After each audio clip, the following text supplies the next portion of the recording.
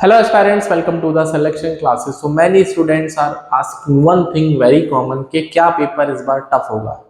तो बेसिकली इस क्वेश्चन का आंसर करना it is not so easy, viable भी नहीं है। रीजन बीइंग कि एग्जाम जो है those who are taking the examination उनके ऊपर डिपेंड करता है कि वो टफ है या इजी है। द रीजन इज दैट अगर हम 10 क्वेश्चन कोई भी रैंडम पिक करते हैं और आप 100 लोगों से पूछिए इन क्वेश्चन का आंसर, तो अगर 100 जो बच्चे हैं जो कि उस 10 क्वेश्चन को आंसर करना चाहते हैं उसमें से अगर 8-9 वो सवाल कर देते हैं, मतलब सॉल्व कर देते हैं, तो यू विल बी सेइंग यार ये तो क्वेश्चन इजी थे जब भी 100 में से 90% जनता कर पाई।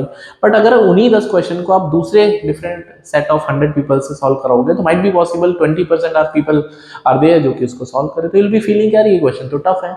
इसका मतलब ये एक रिलेटिव टर्म है, तो आई कैन नॉट से कि बहुत एब्सोल्यूट टर्म है और पेपर टफ या इजी होता है। Paper basically those who are taking the examination वो कहीं ना कहीं डिसाइडिंग फैक्टर होता है। पहली बात ये। दूसरी बात, कुछ क्वेश्चंस होते हैं जो कि डेलिबरेटली जानबूझकर रखे जाते हैं क्वेश्चन पेपर में, सो दैट वो सारे बच्चों के लिए एक तरह से चैलेंज होता है और उस चैलेंज को आपको एक्सेप्ट करना है या रिजेक्ट करना है, वो आपका प्रेजेंस ऑफ माइंड उस समय डिसाइड होता है या डिसाइड किया जाता है कि आपका ब्रेन उसको किस तरह से टैकल करता है। तीसरी इंपॉर्टेंट बात कि जो कैट है, आई एम कैलकाटा, वो एक मिथ है बच्चों के अंदर या कम्युनिटी के अंदर, मेंटर्स कम्युनिटी के अंदर या फिर स्टूडेंट्स कम्युनिटी के अंदर कि पेपर टफ बनाता है। अगर मैं 2018 का पेपर देखूं, और आपने भी शायद से देखा होगा, तो I didn't find anything that is out of the box. बहुत सारी चीज़ें बहुत नॉर्मल थी, कंसेप्ट भी बहुत नॉर्मल थे। हाँ, थोड़ा सा कैलकुलेटिव आपको लग सकता है और थोड़ा सा जो पूछने का तरीका है वो डिफरेंट लग सकता है, बट मेरे हिसाब से जो कंसेप्ट पूछे गए वो सारे के सारे जो बच्चे क्लासरूम स्टडीज़ में अपने आप को देखते हैं या फिर कहीं से भी पढ़ते होंगे, तो वो सब चीज़ें सिखाई गई होती है मेंटर्स के द्वारा। तो आई कैन नॉट से कि पेपर बहुत टफ आता है अगर हम आई एम कैलकाटा की मैं बात करूँ। हाँ, कैलकुलेटिव थोड़ा सा हो सकता है और उसमें भी जो आपको इंपॉर्टेंट जो 2-3 चीज़ें आपको ध्यान में रखनी है, थोड़ा सा फोकस करना, ज्योमेट्री, मेंसुरेशन, एक्सपोनेंट्स, थोड़ा अलजेब्रा सेक्शन। ठीक है, तो क्वेश्चन जो बनता है बेसिकली मल्टी कंसेप्ट बनता है, तो इसलिए बच्चों को टफ लग सकता है। ठीक है। चौथी इंपॉर्टेंट बात क्या है कि मॉक का स्कोर जो है उसको फ्लश करके जाना in the examination hall. Why I am saying this because mock का स्कोर कभी भी किसी का सिलेक्शन और रिजेक्शन डिसाइड नहीं कर सकता।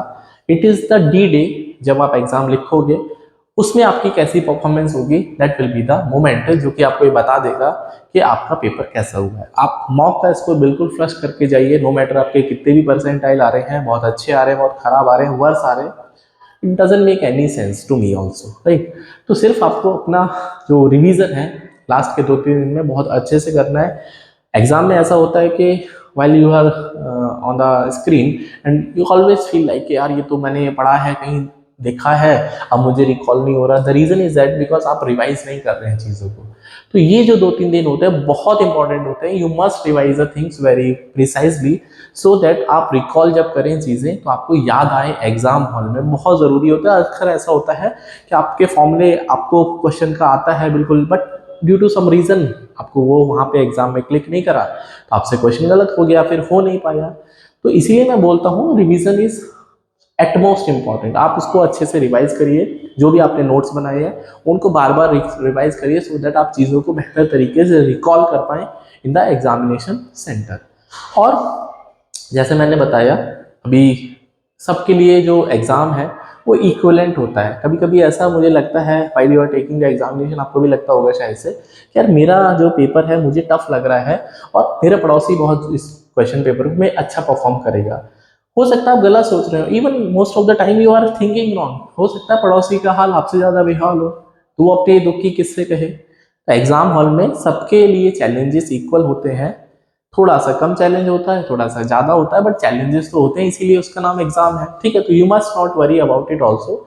जो भी होगा डेफिनेटली अच्छा होगा, क्योंकि आपको अपने आप के ऊपर भरोसा रखना है, सेल्फ मोटिवेटेड रहना है और लास्ट के 2-3 दिन में अच्छे से डाइट लीजिए, अच्छे से नींद लीजिए और अपना बहुत सारा जो समय है वो रिवीजन में लगाइए। मेरी तरफ से all the best, good luck, happy learning, bye, take care.